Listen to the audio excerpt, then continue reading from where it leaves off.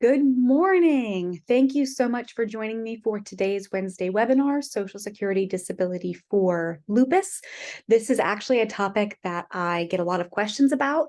Lupus, as if you are watching this, you probably know, affects everybody differently. And so it can be a very complicated and complex disease, both from a personal perspective for everything that you're going through, dealing with on a daily basis, but also from a Social Security perspective. Very few times will two patients have the same exact experience with lupus. And so that makes it difficult for Social Security because even if the adjudicator reviewing the file knows somebody who's got lupus, they might have a different level of severity than you do, different treatment, all of that stuff. So lupus is actually a very complicated condition, both from a personal perspective, of course, of getting you as healthy as possible, as well as from the Social Security perspective. So we're going to talk a little bit about that today. Here is our projected timeline. As we always talk about, we're going to go over some Social Security disability basics in case this is the only webinar you watch from me. We'll talk about some Social Security guidance, the potential lupus listing, some additional considerations, and then again, how an attorney can actually help you with your Social Security disability case. Before we go any further, if this is your first Wednesday webinar, welcome. Thank you so much for joining. I do not answer live questions on the webinar. I don't respond to the comments on the replay when they involve significant personal information. And the reason for that is I don't want you putting all your information out there at the end of the webinar today, if you're watching live or on the replay, both at the end of the webinar and in the comments below on the replay, will be information on how you can schedule a call with me, how you can reach me. If you have questions, just reach out to me. I'm happy to answer any questions that you've got. Try to be as approachable as possible. If I can help you, I will. If I can't, I'll try to point you in the direction of someone who can. So please don't put any personal information in the comments on the live, and do not put any personal information in the comments on the replay either. If you have questions, please just reach out. I'm happy to help in any way that I can. Okay, a little bit about me. My name is Caitlin Willdonor. I'm the founding attorney of Beacon Disability PLLC, which is a law firm based in Florida. And at Beacon Disability, we exclusively practice federal administrative law. We handle Social Security disability cases from initial application through the Appeals Council, which means that we handle cases at the initial application, reconsideration, hearing, and Appeals Council stage. We are able to assist clients in multiple states. Because it is a federal practice area, we do not handle any federal appeals, though. If you are in a federal circuit court of appeals, we do not handle those types of cases. We just handle agency level. Like I said, that's initial through Appeals Council. Okay, a little bit about Social Security disability basics. There are two programs. There is Social Security Disability Insurance, SSDI benefits, and then there's Supplemental Security Income, or SSI benefits. Both programs are going to require you to be disabled for at least 12 months and unable to work. That disability can be as a result of physical and/or mental impairments. It does not mean that you have to be disabled and out of work for a full year before you apply. And in fact, I often recommend, if you know you're going to be out of work for at least a year, apply as soon as you know that. You don't need to wait the 12 months. It just has to be projected to last at least 12 months. I often use the example of if you had shoulder surgery, for example, and you are slated to be out of work for 3 months. That is not something that Social Security is going to be able to back you up on. However, if you have the shoulder surgery, you go through the surgery, you go through the physical therapy, it's not getting better, and in fact, it's getting worse, and you're now projected to have to undergo another procedure, or if you were in a car accident, let's say, and they thought that you were going to be able to kind of put you back together in 6 months' time, but here we are in month 6, nothing is looking like it's going to turn around anytime soon, apply, okay? So the disability just has to be expected to last at least 12 months, and you don't have to be disabled for a full 12 months before approving. There have been cases, at least recently, that I've started to see where the agency kind of holds on to a case to see what's going to happen. So that's also a possibility as well. Where the programs diverge is SSDI requires you to have a work history. Generally speaking, you have to have worked 5 of the last 10 years in order to qualify for SSDI benefits. There are exclusions to that, and can't think of the word. There are situations in which that is not the case, especially if you are under age 25. You might not have worked 5 of the last 10 years, but generally speaking, for most cases, sufficient work credits is working 5 of the last 10 years. With SSI, it doesn't have that work history requirement, but instead what it has are income and asset restrictions. So you cannot have more than $2,000 in assets if you're single, more than $3,000 in assets if you're married. If you are married or you're receiving money from somebody else, there are also additional income restrictions that exist with SSI that don't exist at the same level with SSDI. Both, you can have unearned income and receive SSDI. You cannot have a significant amount of earned income and receive either program. Again, you've got to be disabled and unable to work. Earned income is income that you are earning through your ability to work. Okay, the 5-step evaluation process that all cases follow. When you submit your application, whether it's for SSDI or for SSI, the first thing the agency does is look to see, are you engaging in substantial gainful activity? Substantial gainful activity right now in 2022 is if you are working 20 hours a week or more, or if you are earning gross earnings of $1,350 a month. So if you are working 20 hours a week or more, or if you are earning more than $1,350 a month in gross earnings, Social Security will not get to steps 2 through 5. They will look at your case. They will say, nope, you are involved in substantial gainful activity. You do not qualify by definition. If you are not engaging in substantial gainful activity, it goes to step 2 to see, do you have any severe medically determinable impairments? If not, if you don't have any severe impairments, then again, the case evaluation stops there. The agency doesn't go any further. If you have at least one severe medically determinable impairment, the agency looks at, do you meet or equal a listing? If you do meet or equal a listing, your case stops there and you're approved. If you don't meet or equal a listing, your case moves to step 4, where the agency is going to look at, can you go back to your past work? And to determine whether you can go back to your past work or not, the agency is going to assign a residual functional capacity to your case, an RFC. And what that RFC is basically a summary of what they believe you can do based on the medical records. What you are able to do as far as sitting, standing, walking, climbing, pushing, pulling, interacting with others, focusing on tasks, all of those things come together to create your RFC. And if that RFC can be used to do your past work, then you will not be found disabled, and the analysis stops there and you receive an unfavorable decision. If you cannot go back to your past work, then the agency goes to step 5 and says, okay, with that RFC, is there other work that exists in the national economy that you can do? If there are other jobs that exist in the national economy that you can do with your assigned RFC, the agency finds you to be not disabled. If there is no other work that exists in the national economy, and this is everything, they look at the whole dictionary of occupational titles. It's not, there are age restrictions in which it is a little bit different, but by and large, it's not just, can you go back to doing what you were trained to do and what you may have done your whole career, but instead, is there other work that you can do? So for example, I'm under 50, I'm an attorney. They're not just looking at, can I go back to being an attorney? They're looking at, are there other jobs that I can do? Sure, I've been trained to be an attorney. I've only worked as an attorney, but can I go be a ticket taker at the movie theater? Can I be a surveillance system monitor at the mall? So they're not just looking at, especially if you're under 50. If you're over 50, the rules shift a little bit for us. But under 50, that's what they're looking at, is can you do any other work?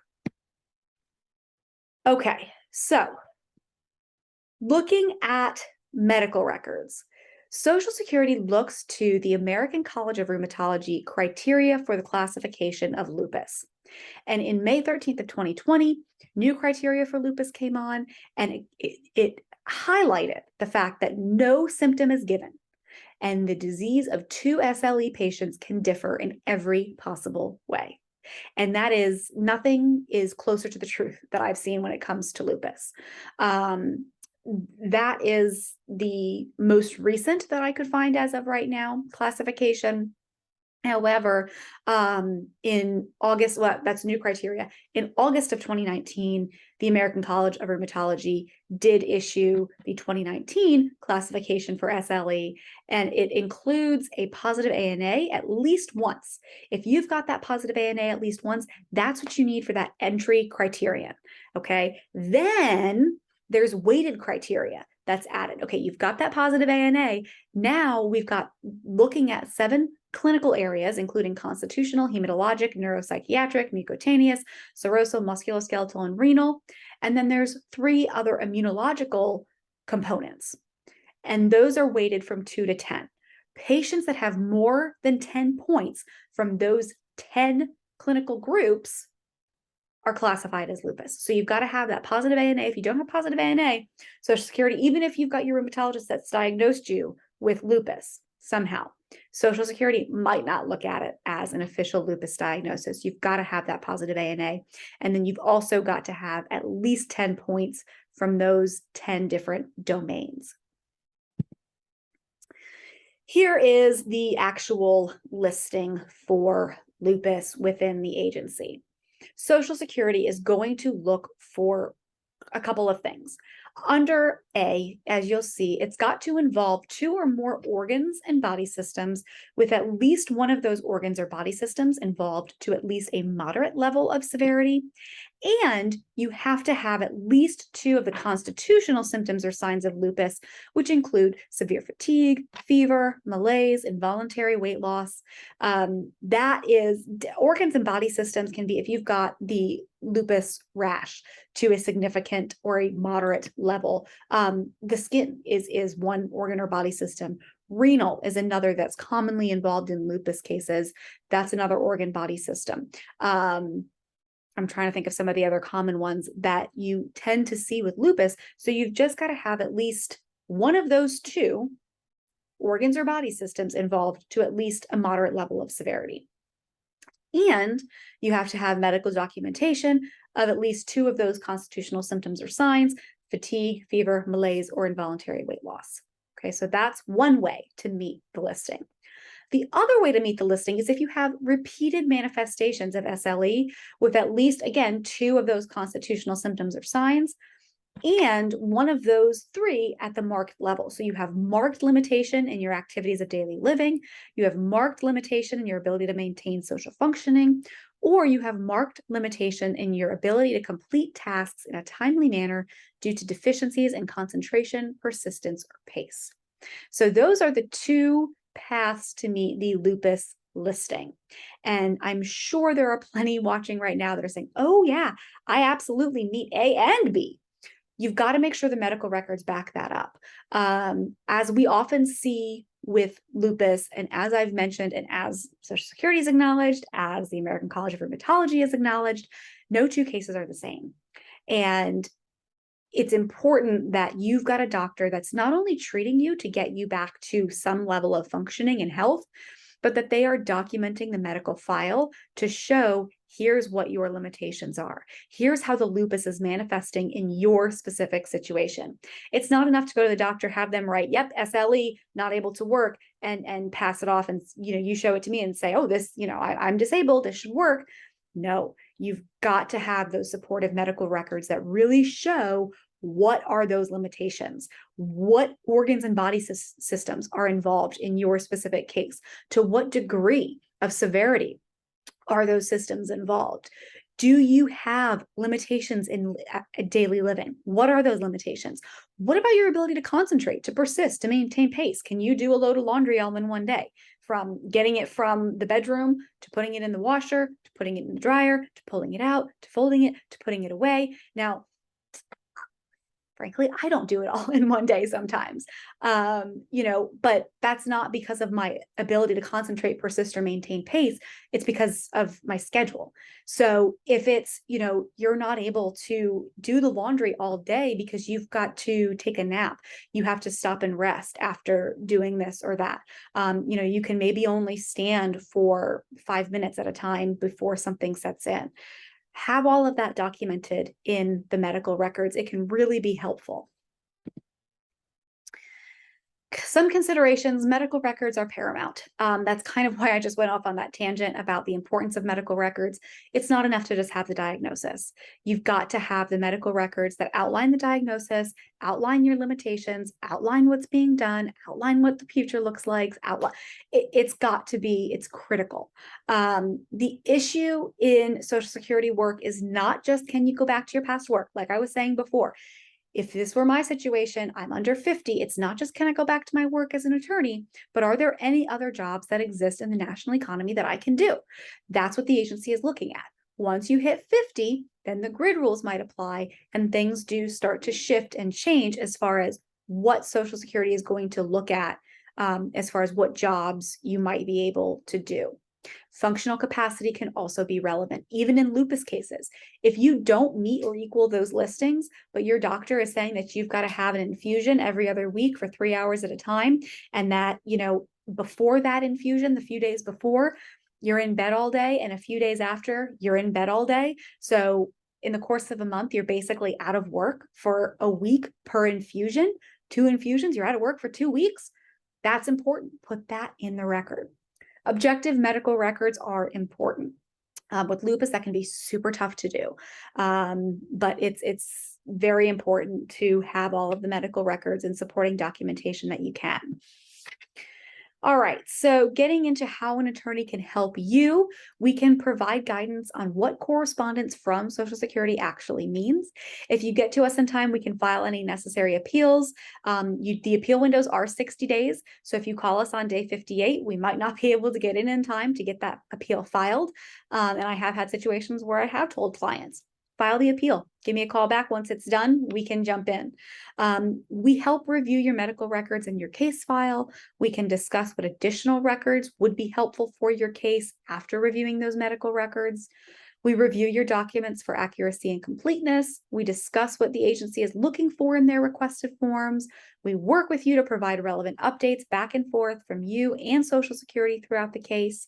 If we have to go to hearing, we prepare you for that hearing, and then we question you and any witnesses at that hearing.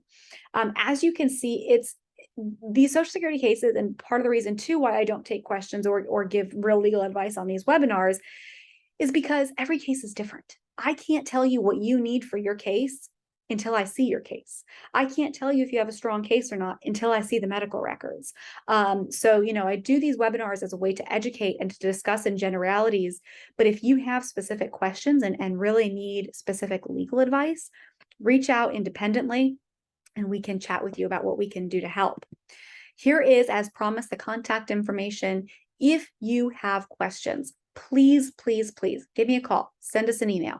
We will help as much as we can. If you're watching on the lives, we'll go ahead and put in the chat the link to schedule a call with us. If you're watching on the replay, the link will be down below in the description.